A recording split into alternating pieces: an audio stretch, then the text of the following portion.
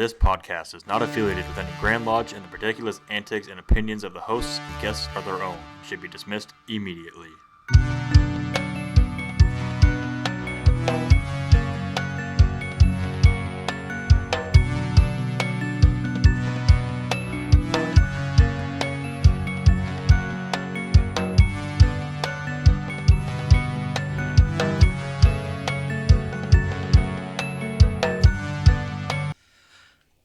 Hello, and thank you for joining us for episode 57, season 3, episode 4. Gonna be a banger. But it's season 3, 357. episode 57. 357. Woohoo! Totally planned that. Absolutely. Absolutely. Can't believe you didn't catch that. I did not catch that. I don't catch a lot of things. That's what I'm here for. I'm not smart enough. All right, it's been a great show. Great show. Thanks All for right, coming. awesome, guys. Thanks. Good job, Gabe. All right. Shout out to our show sponsors, Homeward Handyman Services, the Insurance Center, right? Insurance to insure your stuff or yourself. They do it all. Sure. Mm-hmm. And sure. They do it all. Surely. And surely. Of course, the Corporal Dagan Page Foundation and our Patreon supporters, You're welcome. who we love very much. Except for that one right there. Always an exception. Tonight, we have with us one of our newer Master Masons. You might be the newest Master Mason in Beehive Lodge. I believe so, yes. I believe he is. Mhm. For now. For now. Mm-hmm. We got a few in the pipe. Yeah. Yep. Worshipful Master Heath is going to have a busy year. Better get on it, dog. That's it. Show's over again. All right, fantastic.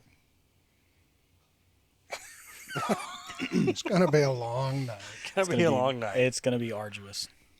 Okay, so tell everybody your name. My name is Gabriel Omar Toro Soto Rodriguez Sepulveda Gonzalez Barbosa. You can just call me Gabe. I've been a Master Mason since 9/11 of 25. I've been a Freemason for a little over a year and a half, for about as long as I've worked at my current job and known you. That's where I'm at. You know, that's one question I didn't even put on there.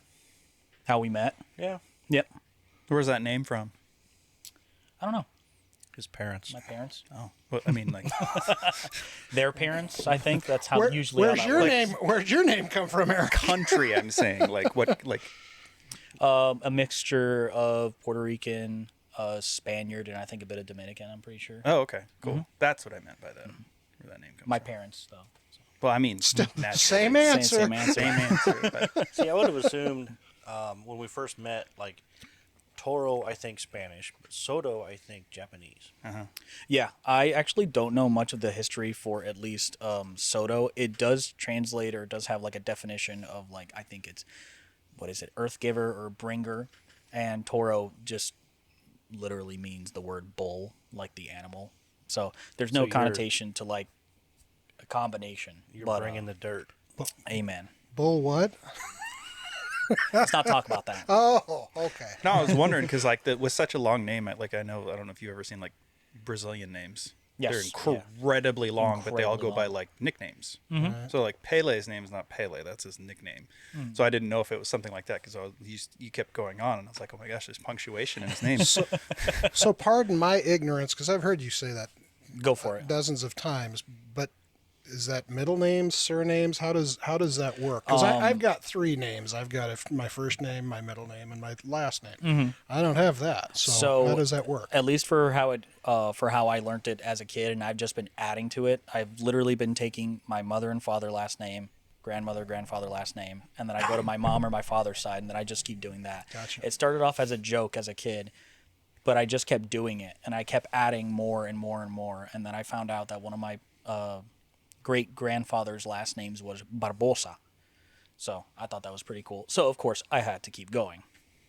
So that's where I'm kind of at right now. And then he joined the Coast Guard, and you can't fit that whole damn thing on a name tape. Believe it or not, my last name in Puerto Rico was just Toro.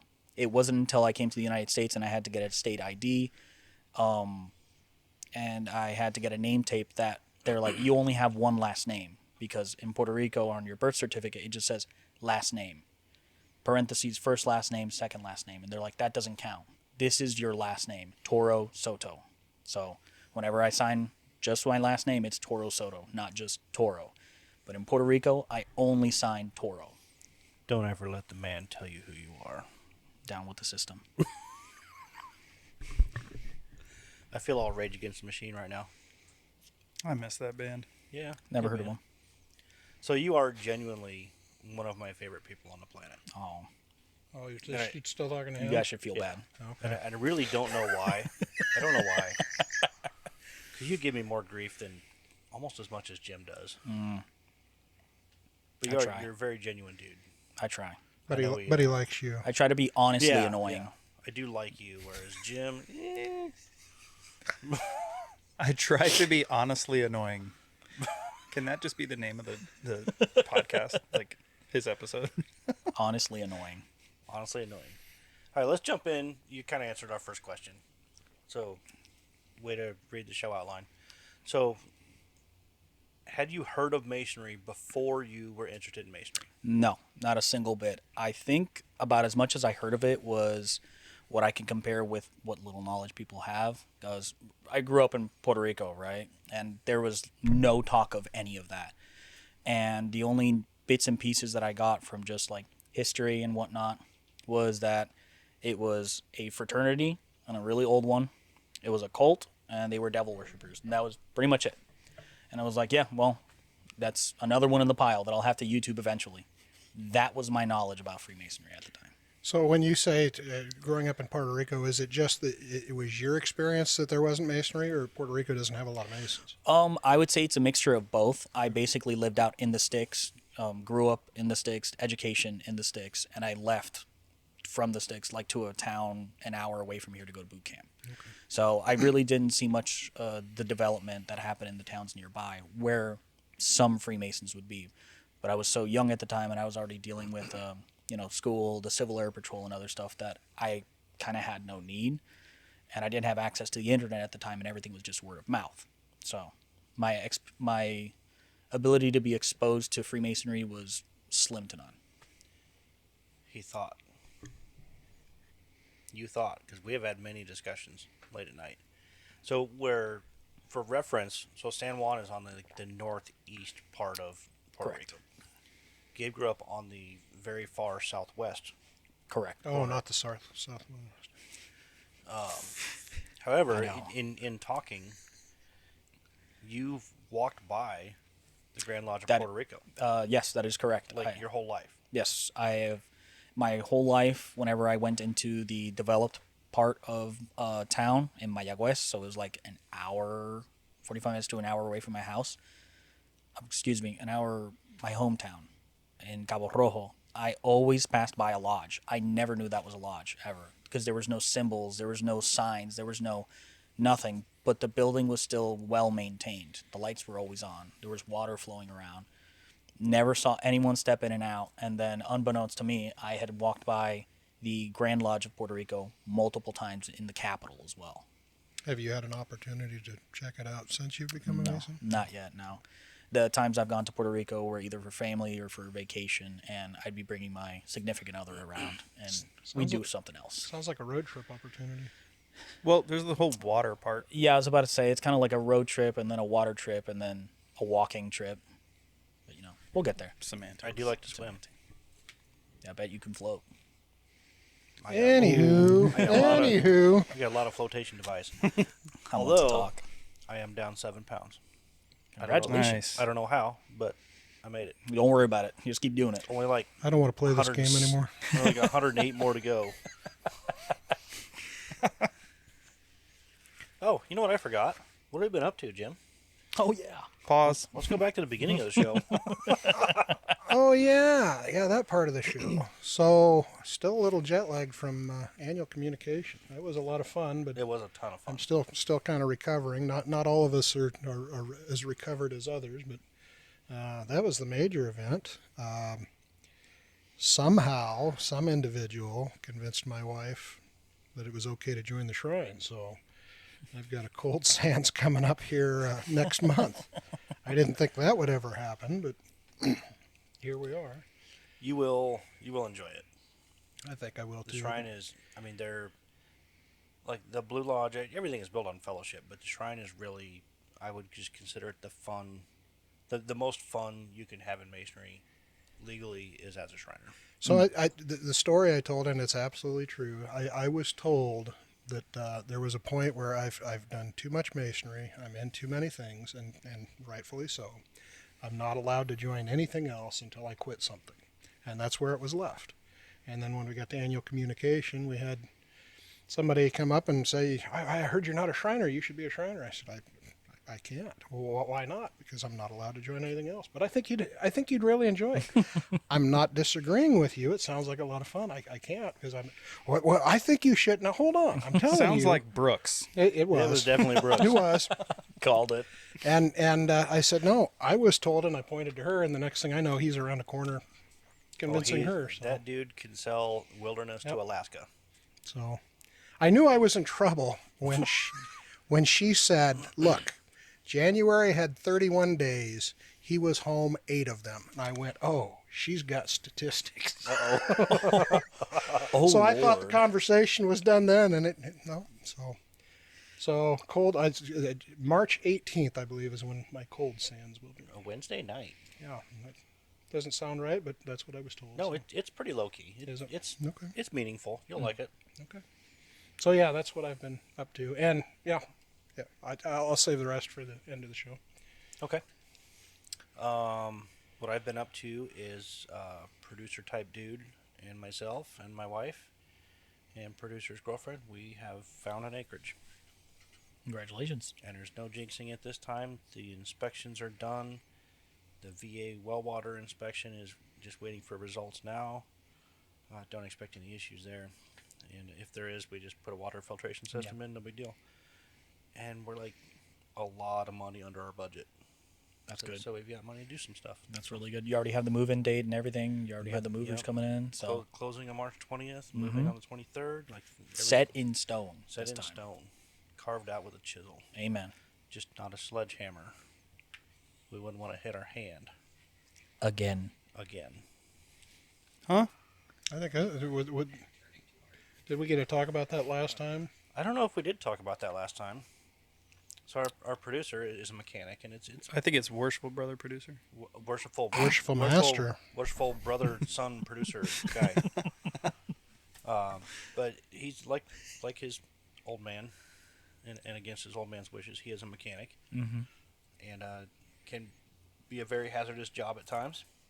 And he was driving in a bearing race with a 3-pound sledgehammer and a drift, and the hammer just caught the edge of the drift and ricocheted onto his hand, and he broke a metacarpal. And pretty cool X-ray.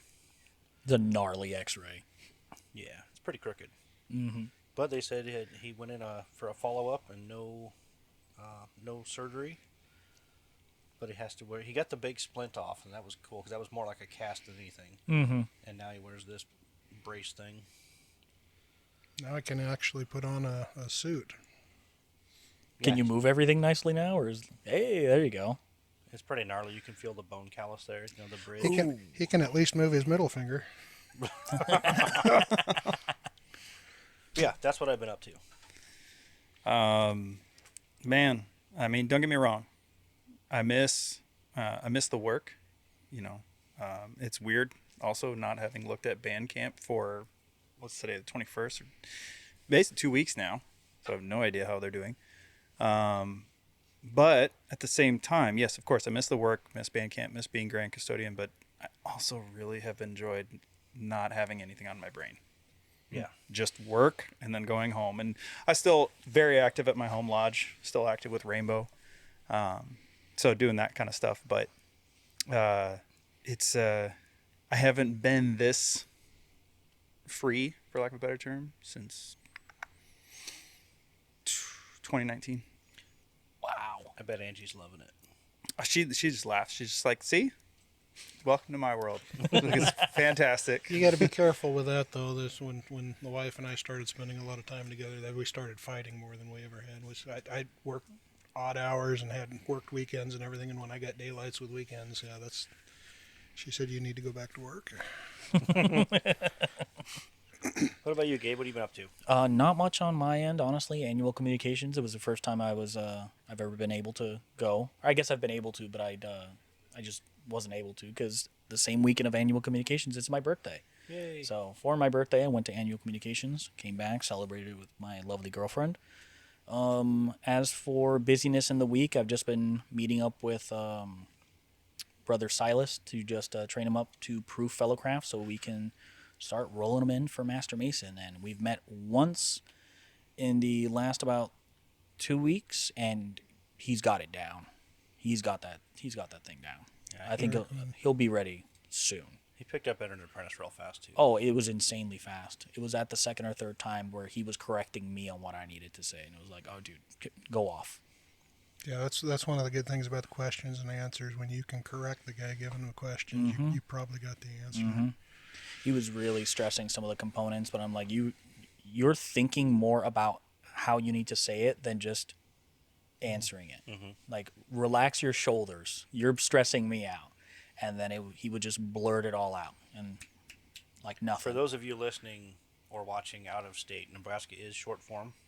Yes. Not true. It's both. You got an option. Yes. Yes. Yeah. You can choose now. A lot easier. Yes. You Now don't that need, that got passed. you don't need special dispensation. Right. Correct. But yeah, so the candidate has the Option. One of the what he's getting at is one of the things that we just passed in annual communication, that the choice is a lot easier now. Yes. Yeah, the wording on it before made it. Yeah, I mean, it definitely was like, you want to do full form, you got to ask for permission, you got to, then the secretary's got to do all this, and as John said in his rationale, nobody was doing that. Right.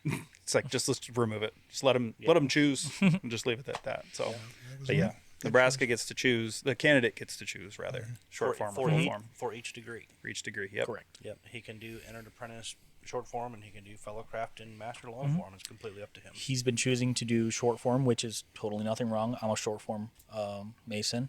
But he's like, whenever I get this done and I prove to I'm a Master Mason, I want to be able to read the whole Fellowcraft book so I know what it says, and I want to practice it with you. It was like, okay, you want to do short form and then you just want to learn the book? He goes, yeah, I want to understand it. Like, who am I to not indulge this man? Yeah, like, honestly, that is amazing. That's the preferred way to do short form. If you're gonna do short form, is still like you still need to have the knowledge and whatnot. But he was like dead set. It's like, after we do this, I don't want to practice Master Mason. I want to be able to read the Fellowcraft. Yeah, it's like absolutely, because the goal of this whole thing, right, is to put in the work. And there's so much there.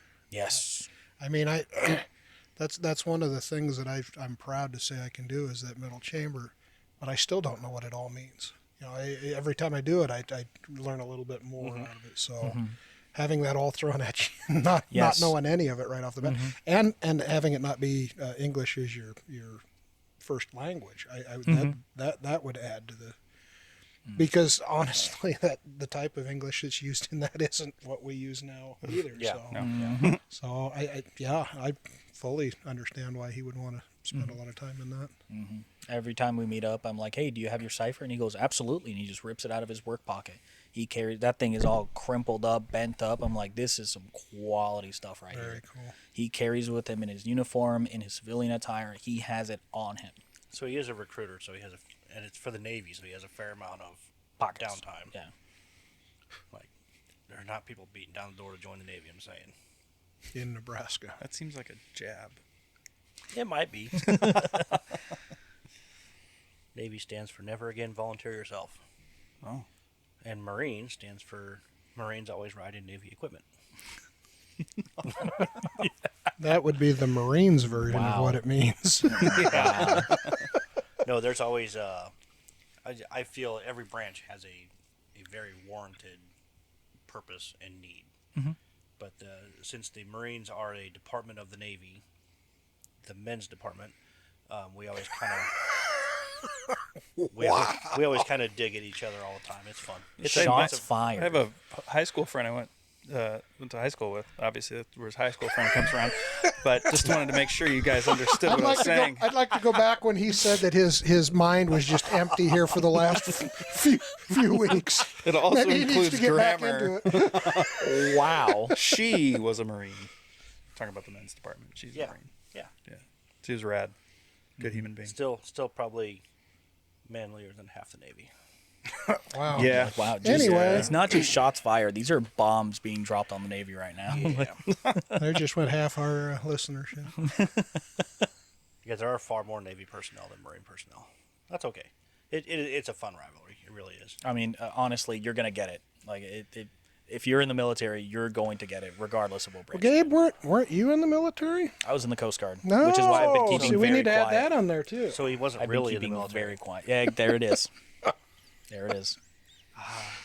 I was not, so I will not I won't take shots at anybody. We like to call them the shallow water Navy. I prefer to go by Puddle Pirate. Thank you. Puddle pirate. He's good. actually in his phone as Defender of Lake Michigan. We also go by what's the other one? Water Police. That's Water another good Police.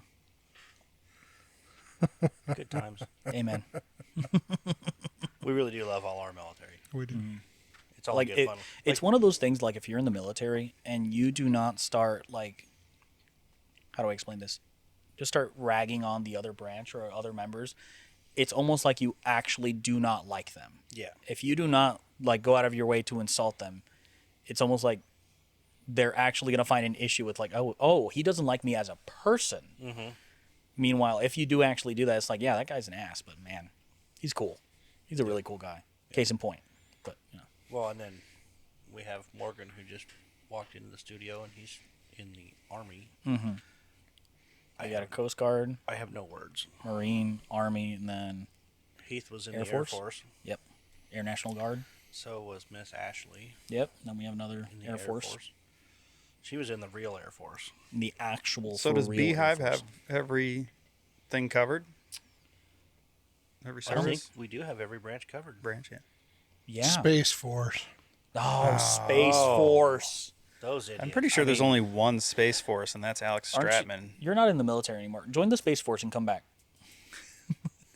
I am confused though. Is the Space Force like cyberspace or outer space?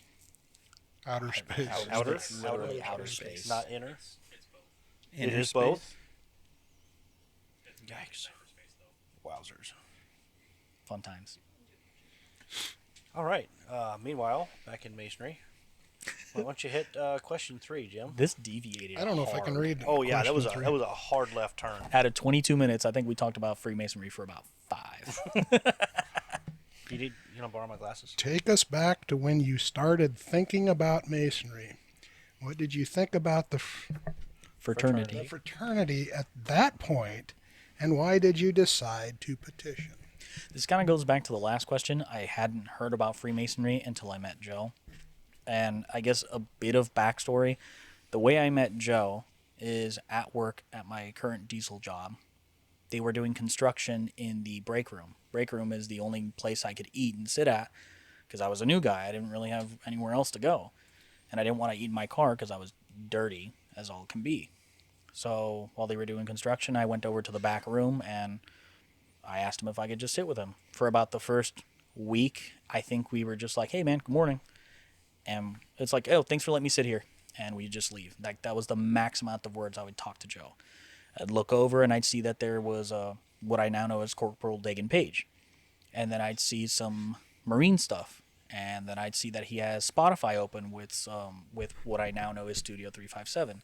So it slowly started incrementing into just us talking a little more and then being like, oh, the podcast, what's that about? That was a rabbit hole that I unfortunately went down in.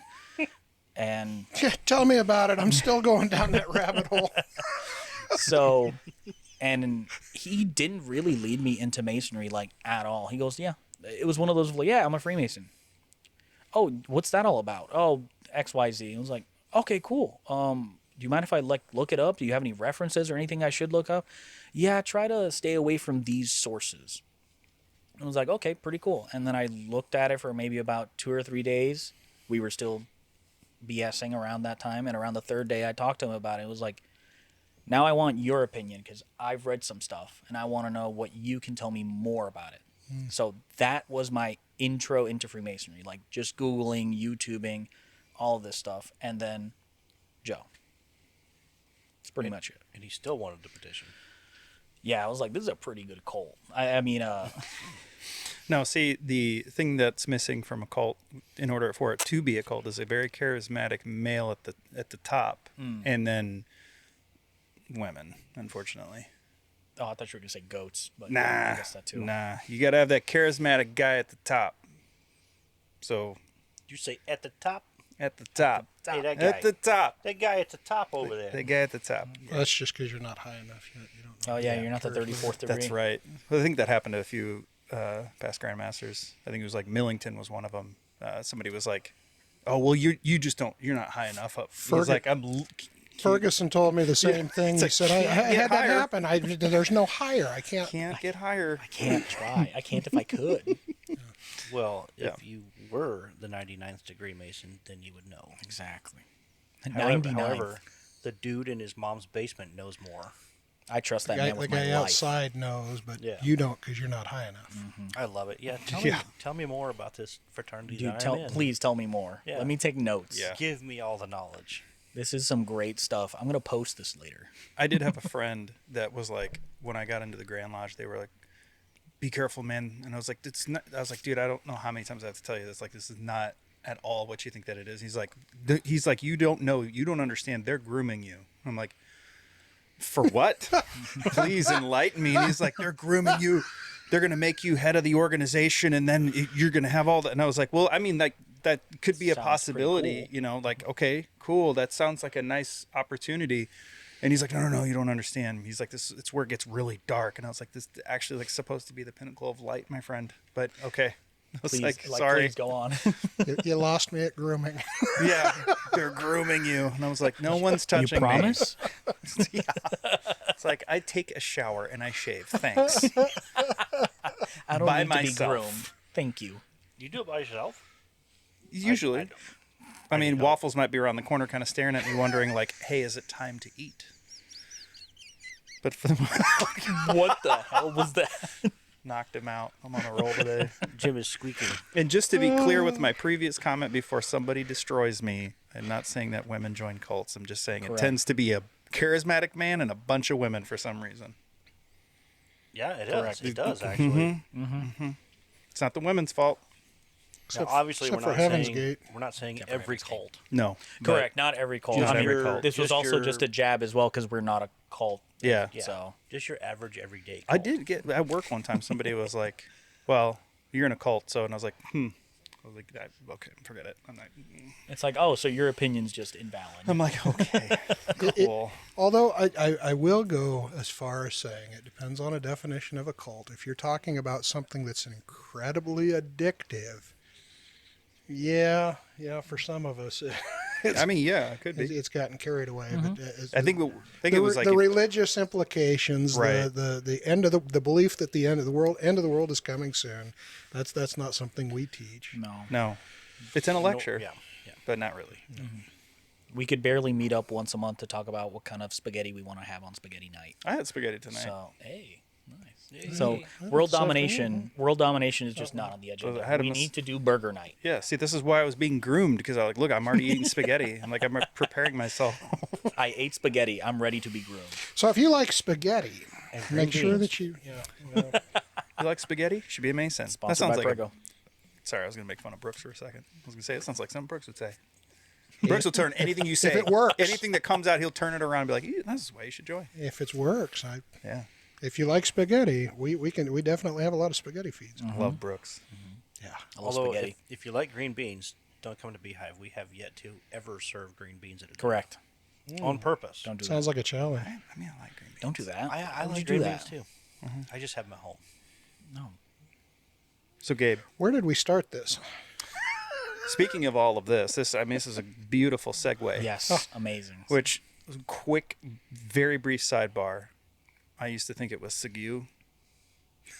Instead of say, I learned when I Oh. was 17 years old in a piece of music that I was memorizing for drum and bugle here corps. And I comes was the like, Segu. what is Here comes the Segu? And they were Segu. like, how did you make it thus far? I was like, I don't know. They're like, segue. I was like, got it. Okay. Like, do you even dress yourself? Yep. So, beautiful segue here, Beautiful or segue. as 17-year-old Eric Bensala would say, Sigu. I'm going to use that from now on.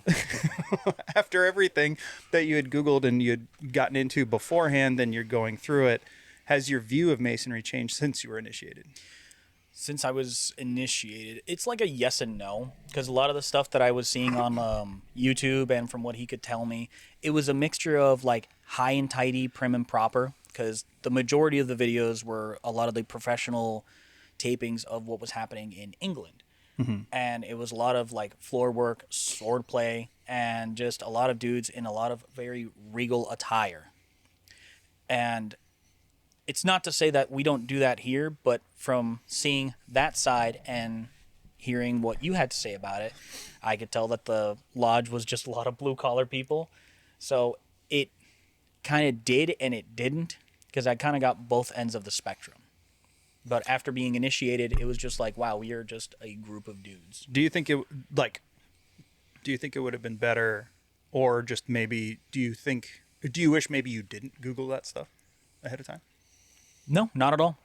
My vision hasn't been skewed, and evidently it went in a more positive direction. Nice. I'm not saying that I wouldn't want it to be very prim and proper, hoity-toity, but at the same time, I'm not that kind of guy on that side of the spectrum. So I kind of prefer the more laxed environment at case in point Beehive Lodge. Again, it comes to what we talk about, different flavors, because Correct. I can see you in other lodges probably wouldn't have enjoyed it as much as Correct. because you're definitely when I walk into Beehive, you are one of the personalities that stands out in that group. So I can't think of a whole lot of other lodges that you would fit as well in. Damn right. So I do wish your mom would not have Googled Masonry. I was gonna skew with Googling the satanic and the cult stuff, because my mother Googled about Freemasonry, and she's like, listen, I found this podcast. I found this Freemasonry podcast, and it literally says that they are just devil worshipping, goat sacrificing like individuals in a cult. It's like, you need to send me that podcast right now, because we're going to talk about it on our podcast like next week. Send me that. And it was not a Freemason podcast, if you could believe it. I don't think I should mention the name, but it was a conspiracy theory podcast. Many of its episodes were aliens, pyramids, Bigfoot, flat Earth, and one of them was Freemasons. Bigfoot's real. So I told her, this is hilarious, Don't and I be a need to. naysayer. Huh? Don't be a naysayer. Oh no, Naysayer. no, I'm good with aliens and Bigfoot. Okay. So I sent my mother Studio 357 Masonic podcast. Yeah. And now she saw one video and she commented, "Oh, I'm so proud. I love you, my boy." And I'm like, should not have showed you this podcast. I'm going to throw in a quick shout out. If you have not listened to the recent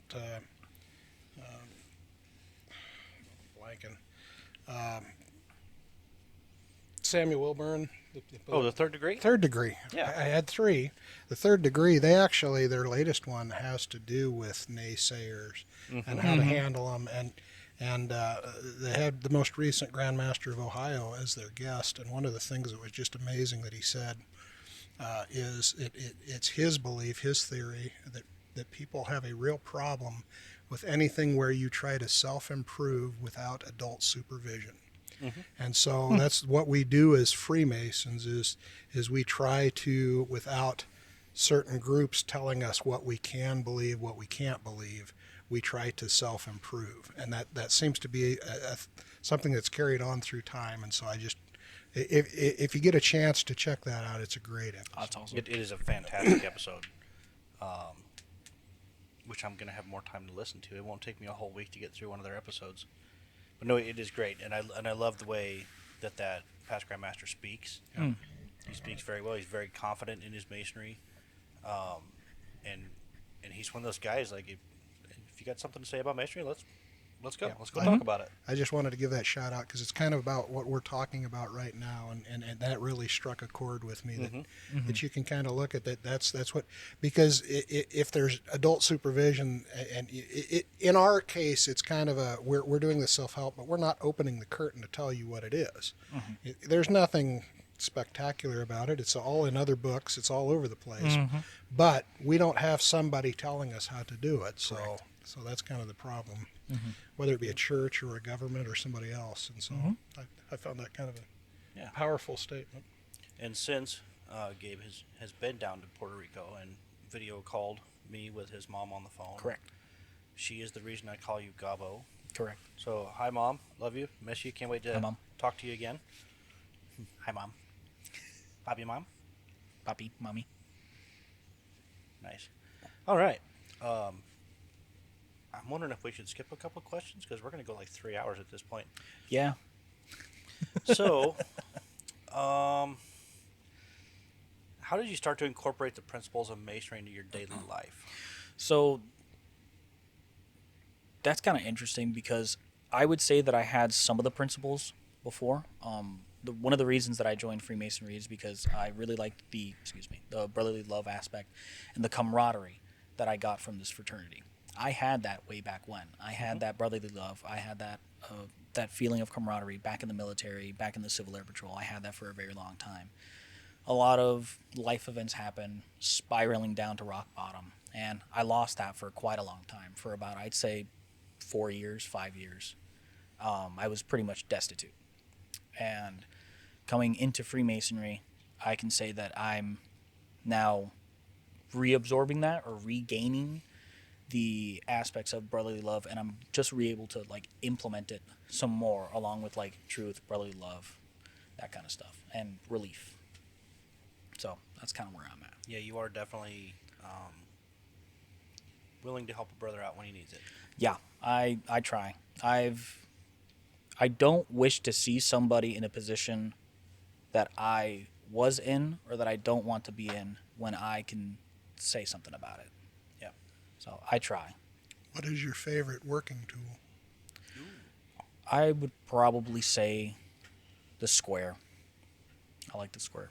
Fair enough. Square their actions. Fair enough. By yours. I go back and forth. So there's two answers to it. My favorite would be the trowel, spreading brotherly love, but the one that I need the most work on would be the 24-inch gauge. Yes. I struggle with time management. So, So this is so favorite versus what I need are actually Correct. two Yeah. Still two good answers. Very. So mine is the compass, because I always have these desires, punch somebody in the face or lose my temper or just not circumscribe my desires. Keep your passions within due bounds. Yeah, like I'm typically I wear my heart on my sleeve. If I'm mad, everybody knows it. If I'm in a good mood, everybody knows it. It's just that's my personality. I can respect that. But yeah, I would say the compass for me. What about you, Eric? Level. The level. The level. We It all was. had different answers. Yeah. The level for me has always been like my parents. My dad's North African. My mom's skin like winter. Born in Elkhorn, white as ever. But like my parent, like I didn't really understand what racism was until I started, we got older, started learning about Martin Luther King, Malcolm X, and all that sort of thing. And I was floored that people didn't like other people just simply because of like status or the way they look or the way they dress, the way they talk. Any of that just absolutely boggled my mind. Now, of course, I grew up with a dad with an accent and a mom from rural Nebraska. And rural, well, at the time, Elkhorn was fairly rural. But so for me, the level always spoke to me about like keeping everything on the level, that we are all the same. Doesn't matter, that no matter what the situation is. And it really upset me when somebody at annual communication tried to call out a specific lodge saying that they weren't on the level. I felt that was also not being on the level. That was also maybe a little bit with the compass too, but it was like, you can go to any lodge. I've never been to a lodge and been treated terribly. Yeah. And that is like the number one thing that I at least see almost in pretty much every single lodge I've ever traveled is behavior on the level and being on the level. So that's been a big one for me. The important thing to remember for those that are listening, though, is with all the working tools, I think the key is that it's a working tool. That we need to actually work at it. It doesn't come easy for any of this, and there are Masons that need to work on that level part. We all need to work on it at some level, but there are places where we're not. We talk about not being perfect. We're all trying to get to that spot, but I think there's a lot of. And Joe and I just had this conversation not too long ago that I think people don't understand the whole part. We are a craft, which by definition means that we have to work. We need to put in the work. Mm-hmm. And you're not getting the work done if you're not putting in the work. Yep. Yeah. Reciting ritual is not the work. Right. Doing it is the work. Doing it and learning it. Learning it is part of the work too. Well, learning, that was something that you guys were talking about when you were talking about giving the middle chamber and like the importance of it. And you were talking about how he wanted to go back and learn the fellowcraft and be able to read through it. Hold on. Excuse me. Don't worry, I covered it with the opening of this beer. Here we go. So I teach classes. I teach energy classes to kids, and so it's not only like, so as I keep teaching and doing it over and creating, the PowerPoint and the lesson or whatever, like I learn about the subject matter. Just as when we do the lectures, we learn about the subject matter. Each time that we do it, we learn a little bit something else. Something else stands out to us that we've been saying over and over, and all of a sudden it just clicks this one time. But then there's this additional part that we have to kind of put ourselves in the back seat when we're teaching and understand that now we have to make sure that they understand what it is that we're teaching them. And so when I meet these different kids in these different generations now too, it's been long enough that I'm seeing different learning abilities and from different generations that I have to now adapt and understand if what I'm saying makes sense. Okay, so I have to adjust it because then I need to understand how do I get you to understand this thing, which means now I have to put myself at your level, which then again goes back to the level of regardless of age, gender, whatever it is, like you do kind of have to put everybody on the level in order to be able to communicate directly back to them. You gotta get the right level of riz. Well, and the second part of that teaching and the learning, we make it a big deal that you need to memorize this, but I don't think we go far enough in saying why you're memorizing it. It's so that down the road that's in there when a situation comes up and you go, I want to scream out my window as I'm driving down the road, but I need to subdue my passions. I am a Mason. That needs to be in there somewhere. I think that got, and not to like derail our conversation, but I think it kind of that's where we got lost sometimes with the full form versus short form thing, was that it was like all about memorization. It was like memorization was a part of the process. It's the tool and to act like that's not an important piece to it is really silly, because it's not like you get in a car and you pull out the manual every time. How do I do this? Well, and at the end of the day, in the lessons, it's important. Whether I turn to my right or I turn to my left in the ritual, that doesn't mean anything if I don't understand why we're doing what we're doing and what all these images and symbols signify and what it's supposed to teach me. Whoop. Yeah. Again, you want me to ask another question? Well, let me lean in and see where we even from here, but over there, we will not be able to do this. I feel like you said skip some. I'm going to skip one. I'll go to which degree was your favorite? EA, Entered Apprentice. Why? It's the degree that got me into Freemasonry. It is the degree that also showed me not how intense, but how we at least do it in Freemasonry, how the ritual works and all the positions. Like, it was a total vomit of information, and I loved every second of it. Because if it weren't for that, I don't think I'd be interested, or as interested as I am right now. Like, it was just so much information that it was like, I thought that this was just a group of dudes being dudes. And it's so much more than that. More like group of dudes being dorks, but that works for sure. But my favorite one is EA. So would you say it was an eye opening to the extent I don't want to put words in your mouth, but for me, the experience on the EA was getting to the obligation, and I still remember going, "Oh, these guys take this seriously." Yeah, as it went on, it was just like, oh, there's more. Right. Wow, this is getting deep. oh, I can't write this stuff. Right. Oh, so it was getting very, very serious, and I didn't. It has to do with intensity, like going from just us talking and like me going into the podcast and being in the peanut gallery for like the first couple of months. Me first meeting Eric Bensala at that time as well on the podcast, and it was just slowly building up to that one experience with the uniform, the cable tow, the hoodwink, and it was just all eye-opening, and it was all just very intense, and it was amazing. And you were looking for more. Absolutely. Good thing there were 2 more degrees. I know, dude. It's great. That's where I'm at. Well, now I'm curious. Like, what's your favorite? Yeah, we gotta ask this now. Yeah, I feel like this is a round robin. I kind of like the Entered Apprentice because that's the guy's first introduction. You know, he comes in, he has dinner with us, and you know we're all kind of chit chatting and getting along and whatever. But after that degree, he's a brother, and we treat him as such. You know, it's handshakes and hugs at our lodge. It is anyways, and it's always congratulations, brother, not John Doe.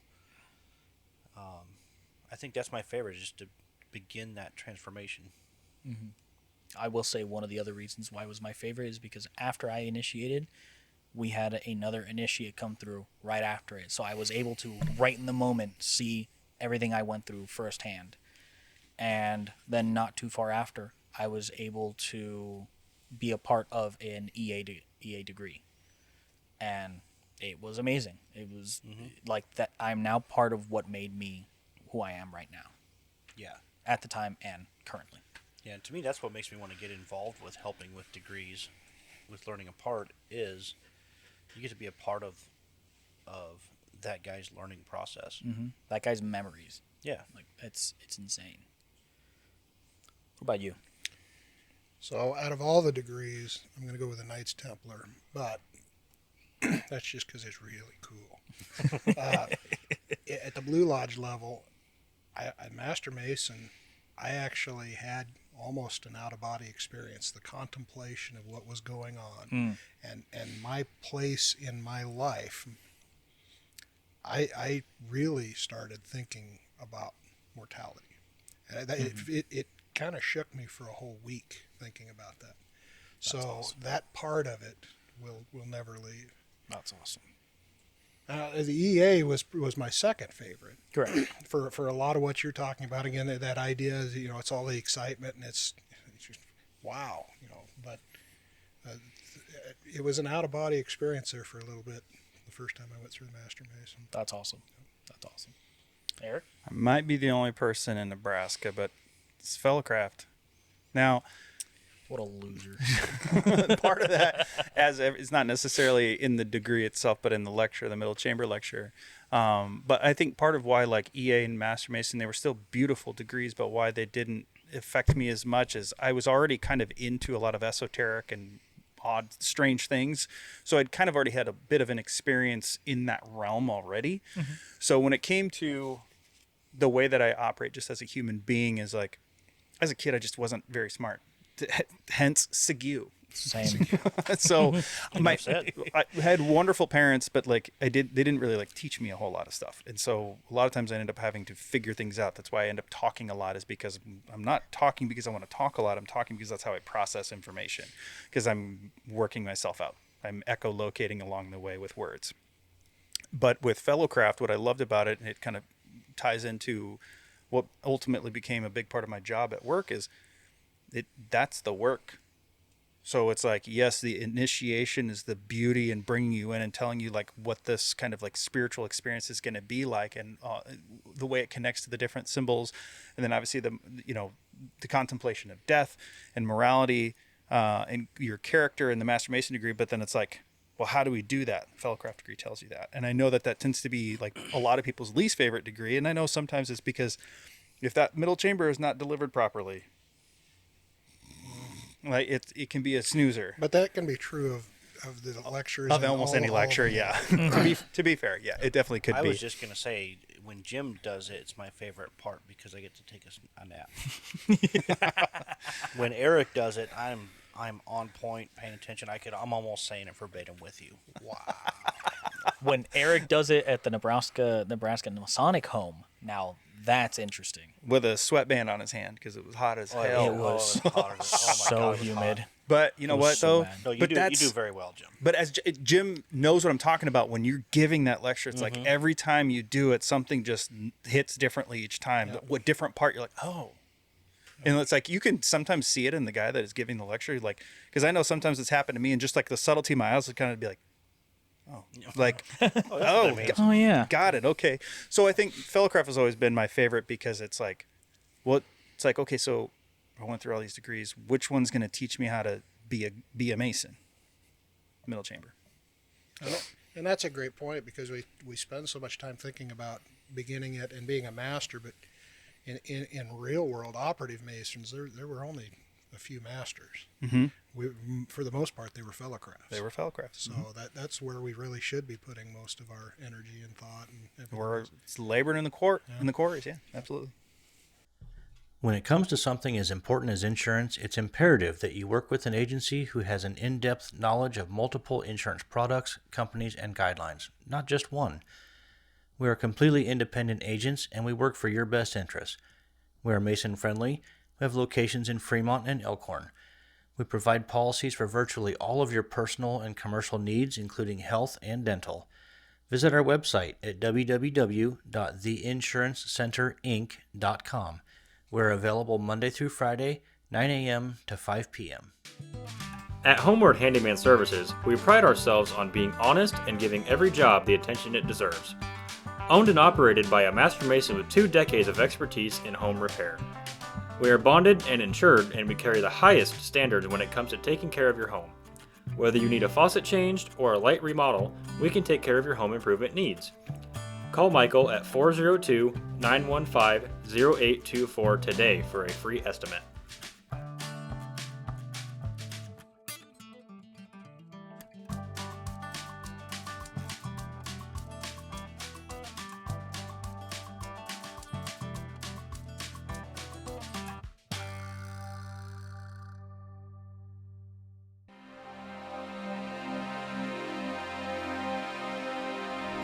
Demonstrate that love never ends through the commitment to support past and present service members, the communities that surround them, and the loved ones of those whom we will never forget. Visit deganpage.org for more information.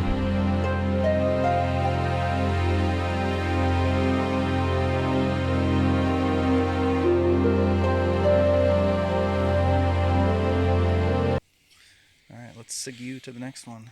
I guess it's my turn. So I do want to know about this one. I know we're at 50 minutes, but what did it feel like for you? Like, what did you feel after you became a Master Mason? Oh man, that's a really tough question. It felt like I had a sense of home. Like I had a sense of completion.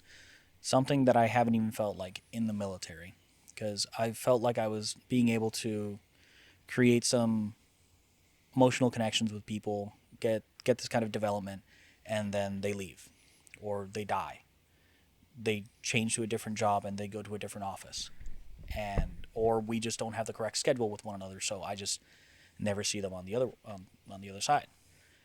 So it definitely felt like I'm a little closer to home, and for me at least, it definitely has given me a sense of hope. Going through a lot just constantly, and being able to find like-minded individuals with similar experiences or at least similar values of, hey, listen, do you just want to come over and BS? It definitely has not happened in years. And it's not just because I was a Master Mason that I felt that, but it really solidified, like, I'm in this for the long haul. Mm-hmm. And being a Master Mason kind of at least allowed me to show that, like, I'm here, I'm present, I put in the work. And you guys know that. And I feel like I'm home. The difference I noticed was that you jumped right in. So he's currently our junior deacon. Yep. He jumped right in with both feet and took that on and owned that and studied that and work every time we have a practice. He's working hard on that. And to watch you take charge of that has been really impressive. I try. Thank you. Yeah, man, I'll give you credit for sure.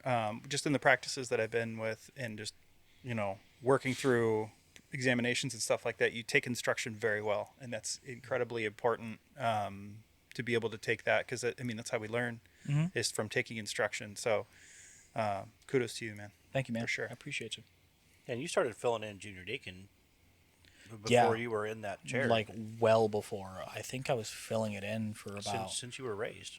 Yeah, since I was raised. That gentleman didn't show up for a hot minute, and it wasn't until maybe one lodge meeting after I was raised that I was like, yeah, I'll try it. You just got to give me a minute so I could study it, and then I banged it out. The next time, I was like, hey, can you cue me, Heath, when he was senior warden? He was like, yeah, I got you. And then I biffed it a couple times, but I said I owned it, and I said all of it with no cues. But, slowly but surely. Well, frustration I have with that mentality, you biffed it. Absolutely. That's where we learn. I have a real problem with the idea that we should do everything perfect every time. If you don't make mistakes, you're not trying. And the most important lessons in life are when you screw up. If you can learn from that and never make the same mistake again, to me, doing it wrong is more important than doing it right. The first time. So yeah, I don't take any shame in that at all. Absolutely not. Because I've noticed you get it the next time. My brother Eric came by and he started grading the lodge. I guess I can't remember. It's examination. Examination. Yeah. Thank you. When he started examining, I'm like, I'm gonna biff it, but I'm gonna biff it hard, and I need to know what I need to fix like right now. And then we went to a couple more lodge practices down in Tangier at the Mythpaw Lodge, excuse me, and I biffed it some more. At the what's the room down there? Oh, the DMLA? DMLA. The DMLA room, yeah. DMLA, excuse me. And and I biffed it some more, and I'm like, but I biffed it slightly less. You did. I did. You did. Yeah. And then during installation, I didn't biff it. You did not. Kind of, probably. So yeah, I just go big or go home. Yeah, the master. I biff all the way. Worshipful master. Yeah, you biffed it. Yeah. Yeah. No. It was good. All right. So, do you see yourself joining any appendant bodies? I got so much stuff going on right now that yeah, just big old thumbs up.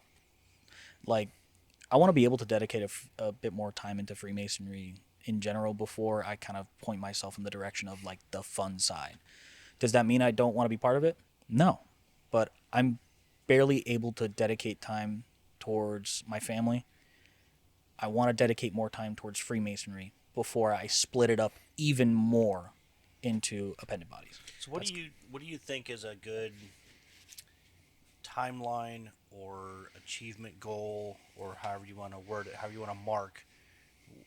What do you think is a good timeline to join bodies?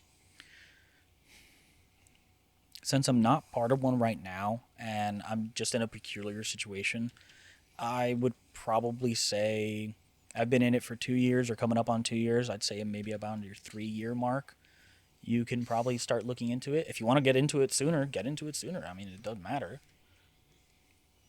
Yes. I have a question. Go ahead. Yeah. I like that. When I was brought in, we had a past master that was always very adamant to wait a year after you become Master Mason before you join anything else. But not just disappear for a year and then go join a bunch of things.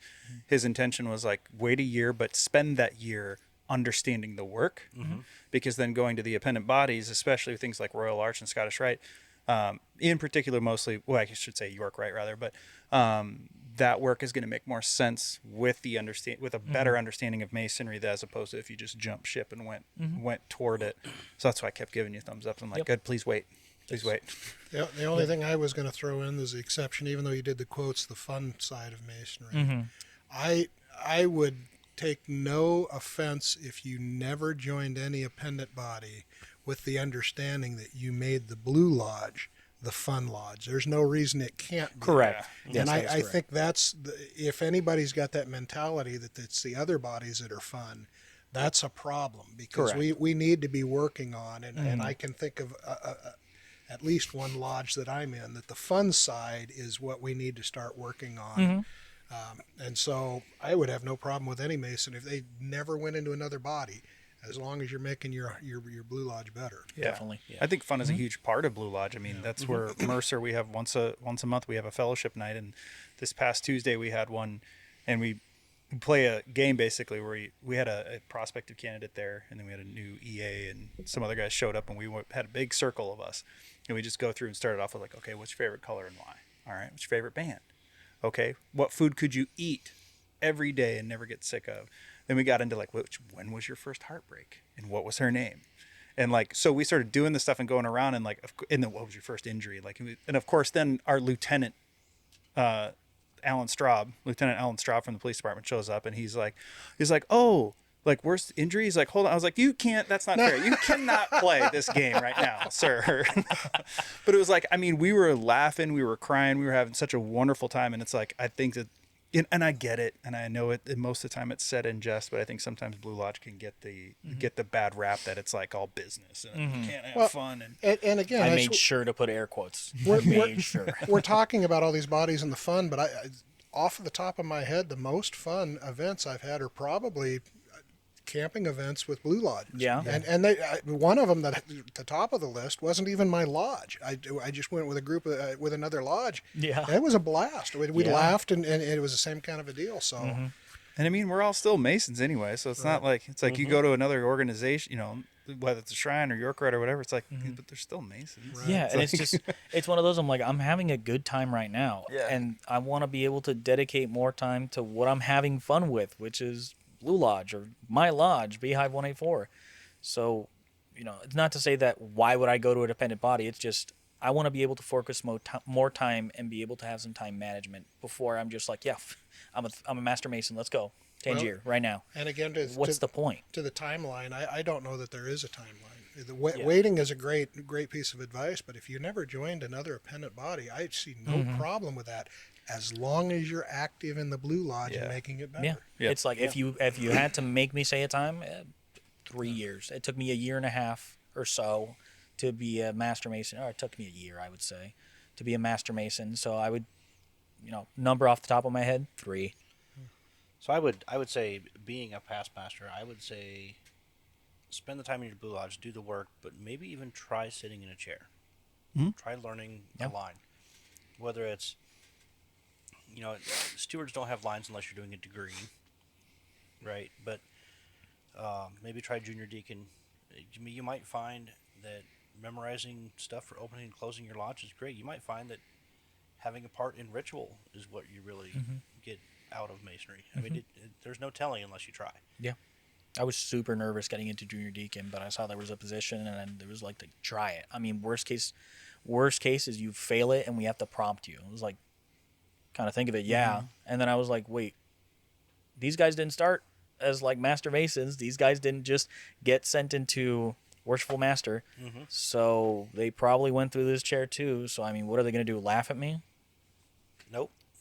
Yeah, he said yes. He said yes. But regardless, it's just like, yeah, screw it. Let's try it.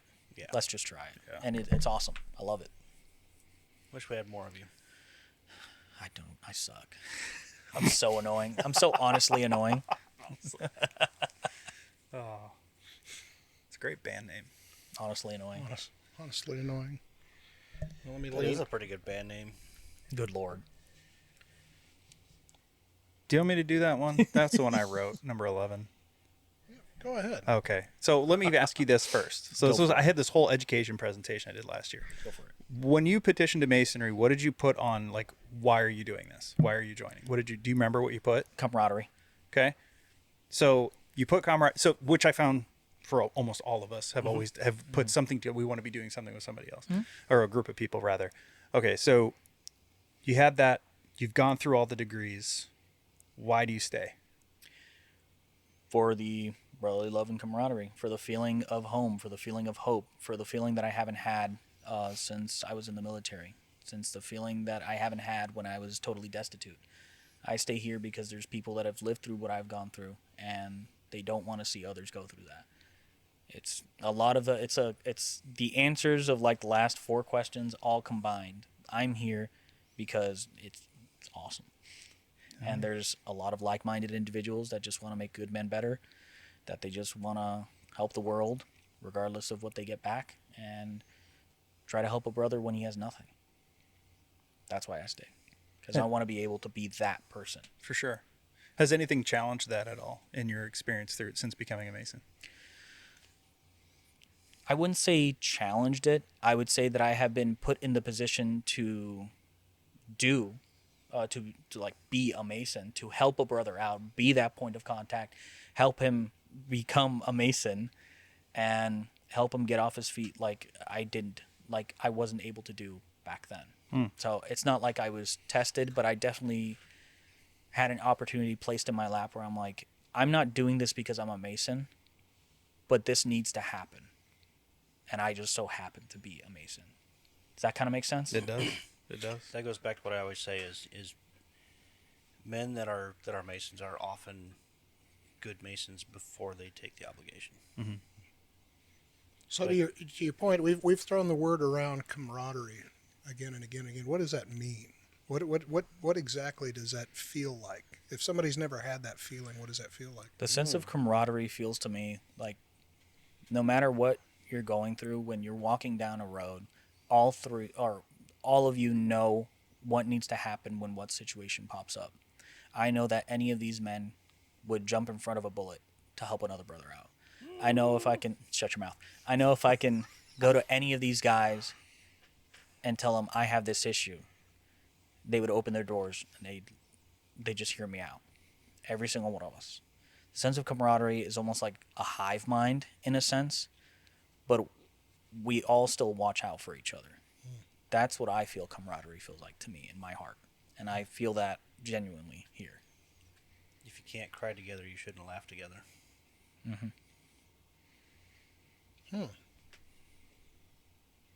Yeah. I like that. That's pretty deep. Come up with that all on my own right here.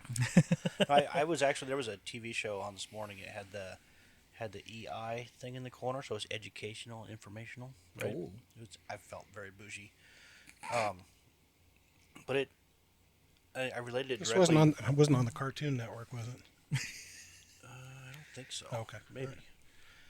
No, but it harkened back to Masonry directly for me, because they had a subject that was, like, he had kind of a weird childhood. He was a military brat, never had friends for very long, just because of moving and whatever. So he got into video gaming, and that released the dopamine and everything in his brain. Yeah. But they said, what happens with real life connection? Like, his entire life is digital. Yeah. And outside of going to the gas station, or even that, you pay at the pump. I mean, the social interaction between people has dramatically diminished. So then the guy has a girlfriend that he met through a gaming encounter or whatever, but they put him in his most uncomfortable situation, just being in a crowded nightclub all by himself, a bunch of people, loud music, flashing lights, and his brain activity was all over the place. His girlfriend walked in, unbeknownst to him, but she walked in and got up next to him, gave him a kiss, and his brain level just smoothed out. Like, that personal interaction that I think the younger generation needs. I'm going to call it the TikTok generation, right? The doom scrolling. You just scroll and scroll and scroll, and that's your life, right? I would say that's not just a generational thing. No. As a Gen Xer who's still 40 for another week, in his 40s, that is part of the reason I joined, and what keeps me going is camaraderie to me. Is I walk into a room with a bunch of guys, we have a commonality. Mm-hmm. I get called by my first name when I walk in. These guys know me. They know, even though we don't have a long past, you guys know something about me. We've got something in common, and we've got a common goal. Yeah. And my favorite part of it is, obviously, if you've ever watched the show, is giving each other crap. That's my love language. If I'm not giving you a hard time, I probably don't like you. Yeah. So that's the kind of stuff, sitting around telling stories that I couldn't tell anybody else, and getting that same from everybody else. That to me is the camaraderie, with the idea that these are people that have my back. Yeah. And I've got their back. And I think that's the ultimate dopamine or serotonin release, is the face-to-face interaction, laughing or crying with your brothers. That face-to-face connection. Yeah. I'm all about it. I don't even like people, but I love my brothers. Yeah. That's why I'm a mechanic. I don't have to talk to anybody. I don't have to see anybody. Mm-hmm. Did you have anything you want to discuss for open discussion, Senor Gabo? Thanks for having me on. That's Very it. much. We're going to discuss that for 20 minutes. No, I just want to say thank you. You're welcome for 20 minutes. Okay. Artifact of the week. I don't have them down here on with me. They're up on top of the shelf up there. But I picked up a set of Masonic encyclopedias. Picked up. How'd you get them? That was in an antique store. Okay. There's also an Eastern Star Bible underneath those that I got at the silent auction in Annual Communications. Anyways, they are Albert Mackey encyclopedias, 2 volumes. They're from the early 20s, and they're very cool. It's been about 2 weeks since you got those. Have you read through them yet? Yeah, finished them front to back. Okay. Did find out that the There word will be a idiot, quiz. I don't know, I don't even really want to go into why, but the word idiot is covered in there Good. as an Fitting. as an exclusion term for membership. Oh, okay. Interesting. Yet here I am. When did this change? Yeah, now I want to see what is the definition of idiot? Hang on, you've heard it here first, folks. ID 10T area. ID 10T. No, that's not helpful. A foolish or stupid person. Dated. That's- now offensive. What? That's kind of the same thing. Pretty that Foolish sure or stupid encyclopedia person. is. It was offensive when I was called that as a kid, so I don't know when that how I changed. felt. I guess it, yeah. I don't think it was ever a Relatable. loving thing that they told me. You're an idiot. No, That's relatable. Yeah. So we'll get some pictures of that on our socials. Yeah, back in the day, you couldn't even be a bartender. We have a book at Mercer. We have this whole box of stuff, like these little shelves, and there's all these weird pamphlets and stuff, and some of them are super old. Yeah. And it was like there was one part where it was like things you couldn't do to be a Mason, and one of them was like you weren't allowed to be a bartender, which is hilarious because our worshipful master is a bartender right now. You know, I thought that was taking another turn. so That's funny because our worshipful master's an idiot right now. No.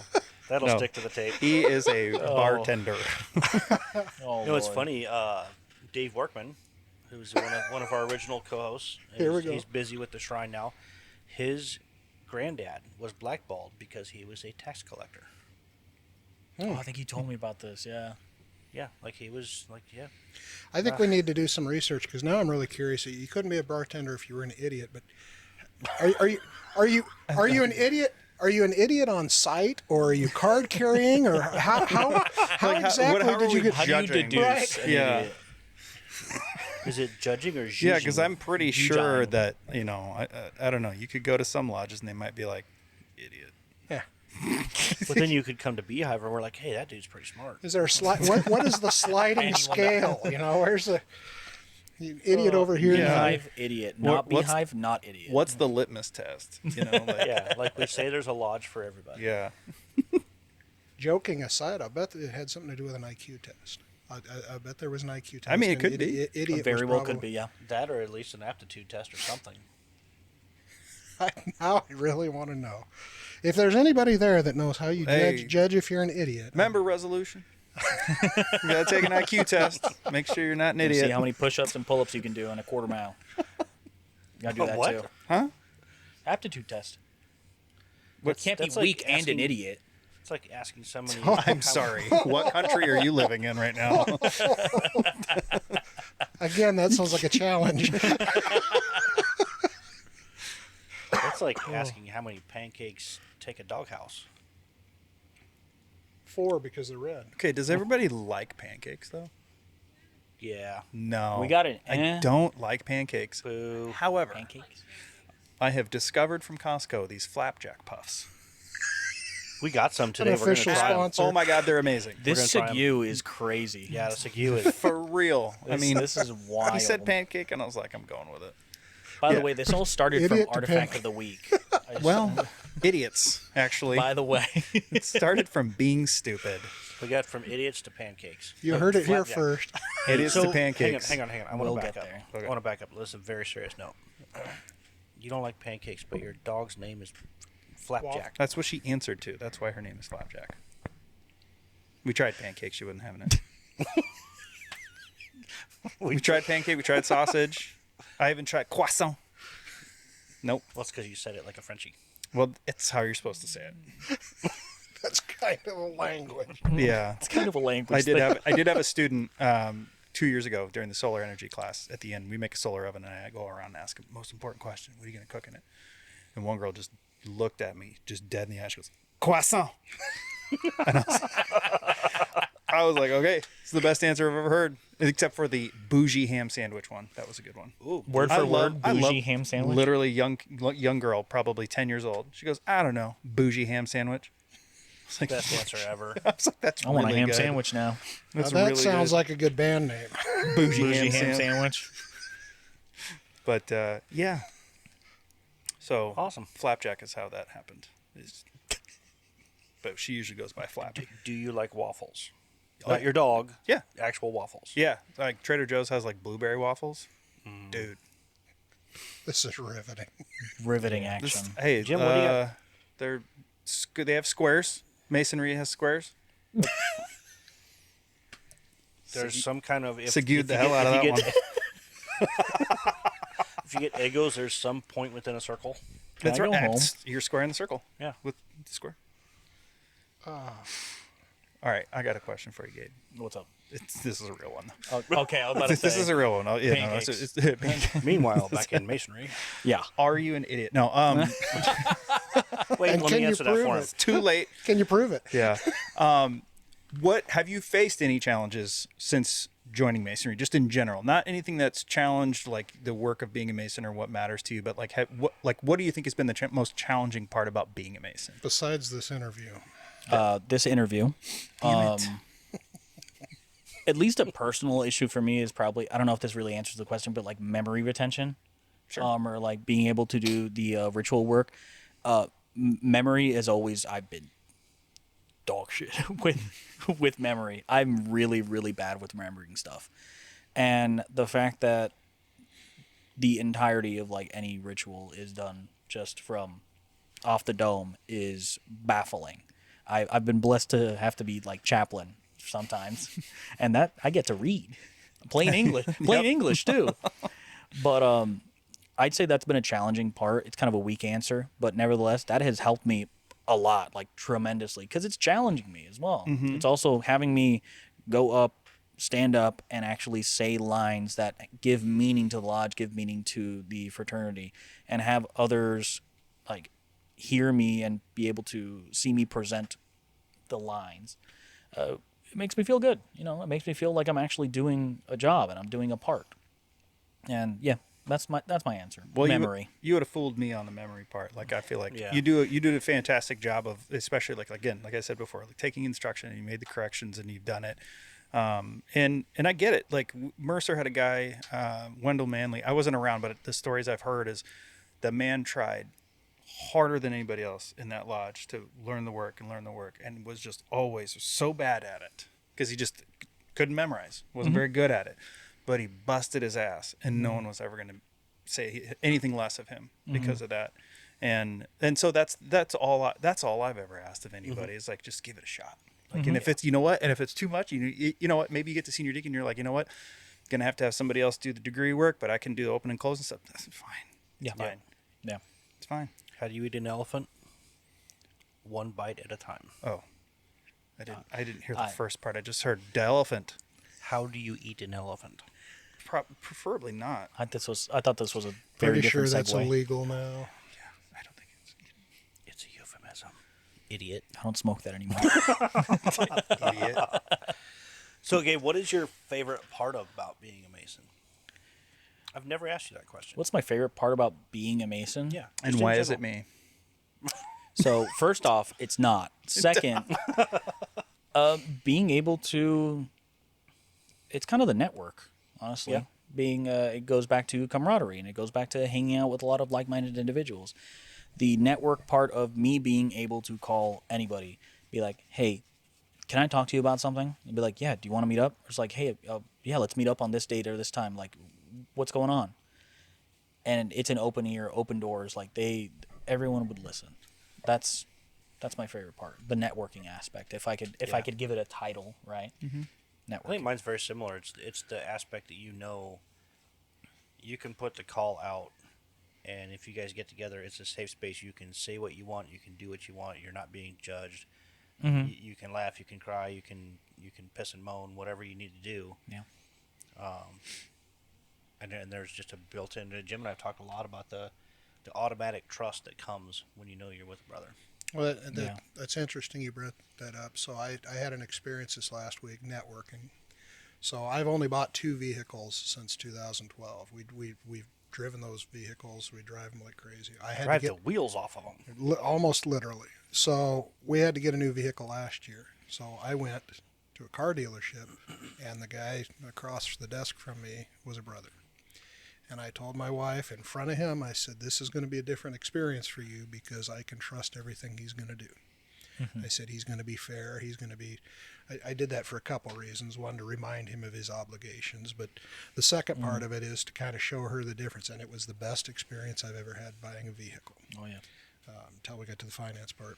But that's, because Neither here nor there. That wasn't a Mason. So that was a little bit different. Unfortunately, that brother died this past year. So I ended up getting another vehicle this week, completely different experience again. And so it wasn't as comforting to know because I didn't know that individual. I didn't know what their thoughts were. And it just amazed me. You'll hear the conspiracy theories that you get a good deal. I didn't get that great of a deal when I bought from the brother. I got a fair deal. It wasn't a great deal. But I got an honest deal. And I could put my guard down just a little bit knowing that I could trust this individual to be fair and to give me the ins and outs, and he was going to tell me honestly what if there was anything wrong with that car. That is huge, and I really missed it this week. One of the weird things about being a Freemason is the constant feeling that you've known everyone for years. Like, I've said this so many times, it's probably just ad nauseum at this point. My first time being investigator or going after petitioning. What was that word you said? Investigating? No, ad nauseum. Ad nauseam? nauseum. When you say something in repetition, it just starts losing its Over meaning. and over and over. Give me that encyclopedia. I went into Tangier Shrine, and I had to wait there for a couple minutes until the investigator showed up, and everyone in that bar, all 10 people, were already taking turns to who's gonna get me on their tab. Well, let me buy his beer next. Hold on, I want to talk to him next. Nowadays, did I find out that they just really wanted me to go into Tangier? Probably, but they really just wanted to BS with me and just talk it out. It's like, what got you into Freemasonry? Like, why are you here? What lodge do you petition to? Those people just started opening up about all their experiences, and they met me 2 minutes ago. Yeah. They met me 2 minutes and 15 seconds ago when I didn't have a beer in my hand. So it's just a baffling experience and an odd feeling that every Mason, you've almost known them for years for no reason. It's that feeling of trust. There was something I learned when we were doing that activity with Mercer this past Tuesday. Was that everybody's been through, for the most part, I found almost all Masons have been through some sort of pretty rough pain of some sort at some point in their life, whether they were kids or adults or both. And when we join, I think that it helps.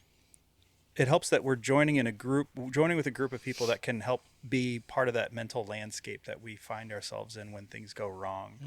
That can be there and support that like, when you might end up in that landscape again of pain or sadness or whatever it might be, that like you aren't alone. I know that sounds so cheesy, but it's like when you've gone through it and you've spent the time with the guys and you've,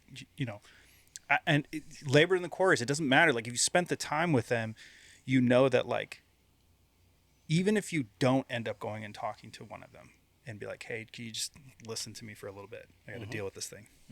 Even if you don't do that, you know that you can. You know that somebody's there. That's what we look for in a partner when we, whomever we're dating. It's like, is this person, can they be in these different mental landscapes that I might be in, whether it's really amazing or really terrible? It's like being in Masonry is sort of a marriage with your brethren. Like you have to. That's why it's important to make sure you have the right lodge, that you have the right personality, that you're going to be that's going to be there for you at all times, no matter what kind of place that you're going to be in. So I think that's, you talked a lot about just, having a home, having somewhere to be, and having that. And that, I mean, that was a big reason why I got so heavily involved in Masonry, is because I went through a horribly painful, emotional thing. And it was like, I'm going to point my compass, however coincidental that is, I'm going to point my compass towards Masonry at this point, and I'm just going to give myself to that, because I know, and I can trust these guys, that they're not going to add to my pain. Yeah. Until you learn the word no. You can add to the pain until you learn no.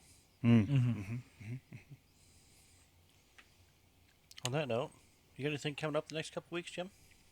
I do. So I'm going to try first off, we've got Ladies at the Table, but that will be going on about the day this comes out, so you're too late for that.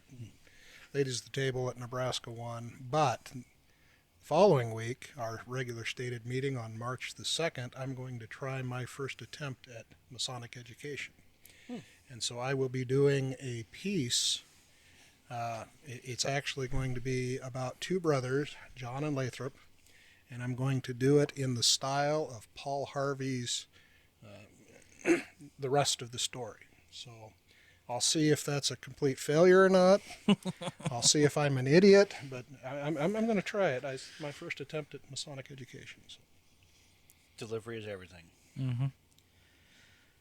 I don't have much going on coming up. Our next episode will be with Mark Rossignol with the York Rite. It will be our last episode in this studio. Right. Because that following Monday, the moving trucks will be here, and none of this will be here any longer. What about you, Eric? I was looking at my calendar. I was like, what do I have happening? That's a good idea. Oh, nothing. I could cheat. Well, not much. I mean, I know Mercer's got some stuff coming up, but nothing huge. But like, I know for my job for the energy education program, I have my 10,000th student coming up on the first Monday in March. So we actually have our social media team from OPVD coming out. I think somebody from The Wire as well. That's our journalistic side. But we're going to do this whole big social media post and celebration and whatnot for the 10,000 students. So kind of looking forward to that. A lot of classes still coming up. I had to, with the 2 snow days this past week, I had to get, so I have at least 2 different schools I have to go to on Wednesday, Thursday, and Friday. A lot of driving, but for the most part, that's pretty much it. Yeah. What about you, Gabe? Not a darn thing. I'm playing D&D tomorrow. That's pretty much it. Do not disturb. Do not disturb. Dungeons and Dragons. Would it be D-A-D? D&D. Trying to be slick. Sounds a lot better mac than and cheese. Sounds a lot better than D ampersand D. Which, by the way, can we just clarify? It is et cetera. It's not ec cetera. It's not egg cetera. It's et cetera, and so on. Segway. That too. Because the ampersand is literally basically it's a pictogram of that. Idiot. By the way, ad nauseum is something repeated to an annoying degree. Say that again. Would you say that again? No, I think Sorry, we're what was there. that? Yeah. I think we're officially there. We've been an hour and 27 minutes of being there. Being there. Yeah. Or being square. Zing. Which, like, also wrap it up. back in the day, they used to be like, be there, be square. Like, they were trying to say it was like a diss, but it's like to us, we're like, yeah, no, for sure, you should be square. Like, Yeah. 100% be Yeah. square. Because they think that's boring. It's like, well, it gets you into less trouble. Yeah, and you should circumscribe, like just a tip. Oh wait, Wording. Anyway. Phrasing. Anyway. You know. Phrasing. You know. Not touching that one. I think that's a good end to the episode. that is a good end of the episode. Well done. I think The we had tip. a good end a while ago. Just the tip of If the you're- iceberg, If you're still here, I'm sorry. honestly. We hope to see you next time. Until then, travel well, my brothers. Well,